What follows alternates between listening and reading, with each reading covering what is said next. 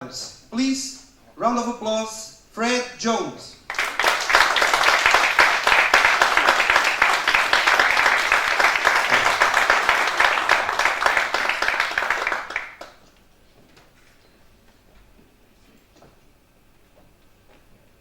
Have you ever felt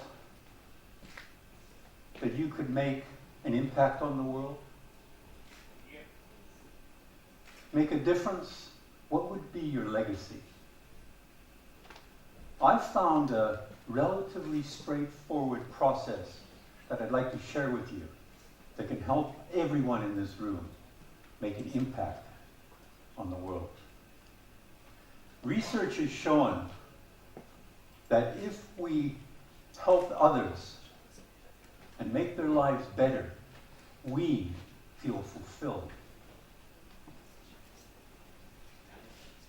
Fellow delegates, there's a quote that I'd like to share with you that made me realize that we can all make an impact on the world.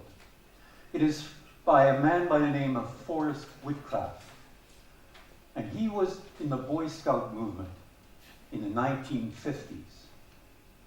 And Forrest Whitcraft said, 100 years from now, it will not matter what kind of car I drove, what kind of house I lived in, how much money was in my bank account, nor what my clothes looked like. But the world may be a better place because I was important in the life of a child. And that made me think, yes, I could possibly make an impact on the world. If it was just one person, I likely could make an impact. So today I'd like to share with you a few aspects of how we can all make an impact. First, I'd like to mention why today it's probably more important than any time in history to make an impact. Secondly, I'll share with you a few elements of making that impact that are important. And third, how all of us and what we can do to make that impact. All right, first, why is it important? Well, today the world's changing dramatically. We all hear about things like climate change and the rapid change in technologies that are going to impact and are impacting the world. Our environment, our politics, our business, our health, our finances, even our biology is being impacted. And in some cases that's scary. But I can assure you the only way to handle all those changes is embrace them and look forward to them. And if we make that positive change, we can make a difference. Now, it's not easy, but it's possible. The second area that I mentioned is a few elements that we should consider when we're looking at making an impact. And they are leadership, diversity, and cooperation. So leadership. Today's leadership isn't maybe as great as it should be. A lot of leaders are thinking about, oh, let's go back to the way it was. You know? Or they're actually divisive. They're putting one group against another group, and they think this is positive. This is not helpful. What we're looking for is a change in leadership style, where we are more inclusive, where we are constructive and we aren't destructive. And also how we work with each other rather than breaking apart our cultures and our groups. And if leadership style changes, that will also make a difference. And that brings me to the next area, which is diversity. Now, I've been fortunate to work with groups of young people. And what I've noticed is when I have young and old, and I'm talking about youngsters, 8, 16, working together, unlike what normally happens, we put them in their same age groups in school and in sports. But there's a lovely dynamics that goes on when I have brothers and sisters in the same group. Because they don't normally do the same thing when they play sports. They're not in the same class, but put them together. Also with different backgrounds, different cultures, put them together. And there's a synergy in there.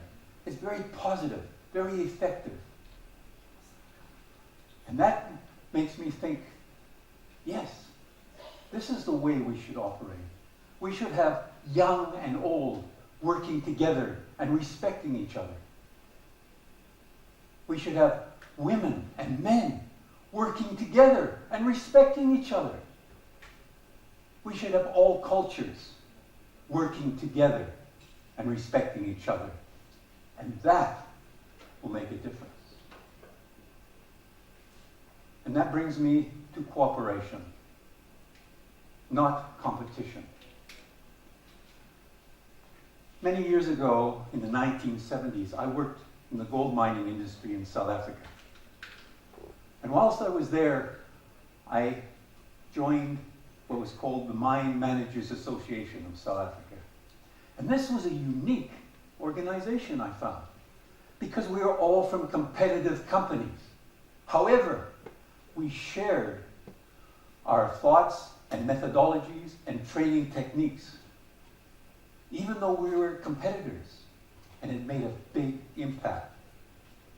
It made the mining industry more effective, and also shared our training and ended up saving people's lives. And that taught me we shouldn't be competitive. The takeaway to me really was, it doesn't matter if you can't agree upon everything. You may not want to work for the same company. You may not even have the same political beliefs. You may not have the same religion, but you can find something that you have a common interest in, and you can work on that part together. And if you do that, that makes a difference. Okay, so now I've spoken about the world's changing. We got to embrace it. And we have all of these elements, such as leadership needs to be effective. We have to look at working with different people, diversity and cooperation. But how does that affect all of us? Well, here's what I suggest.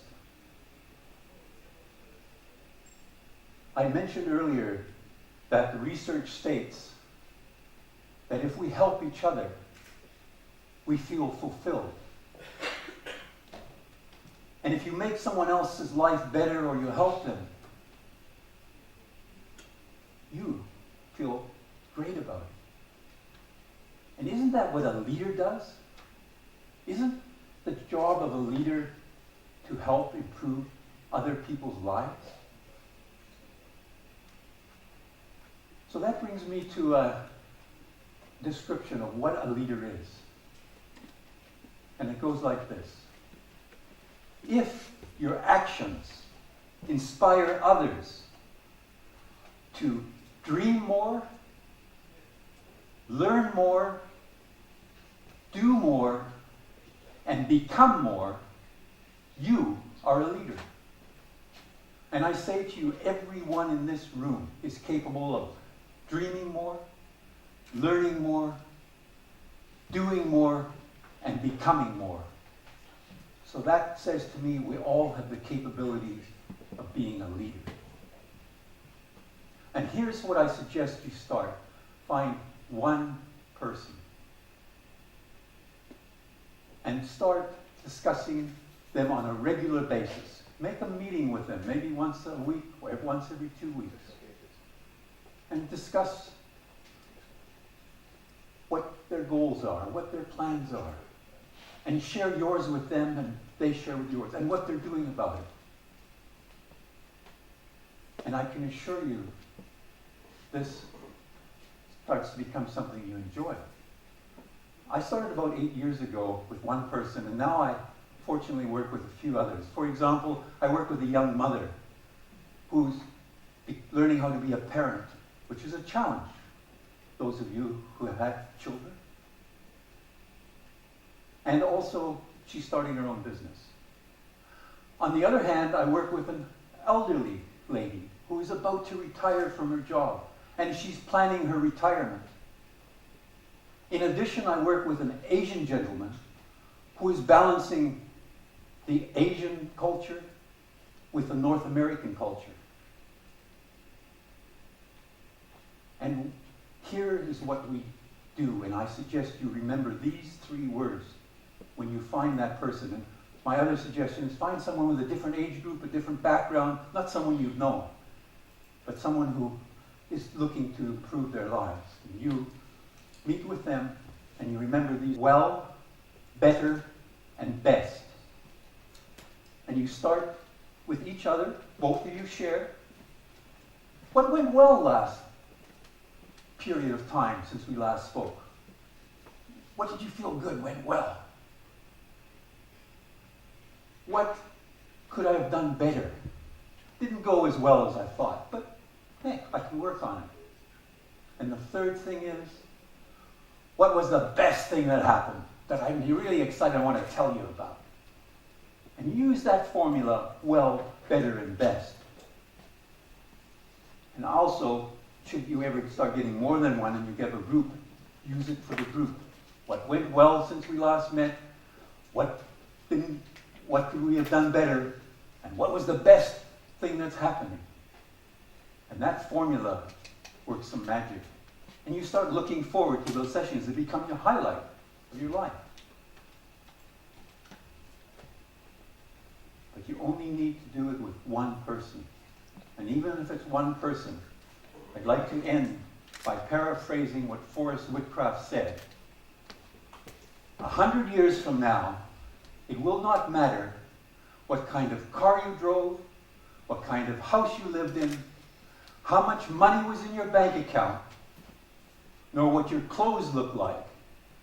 But the world may be a better place because you were important in someone else's life.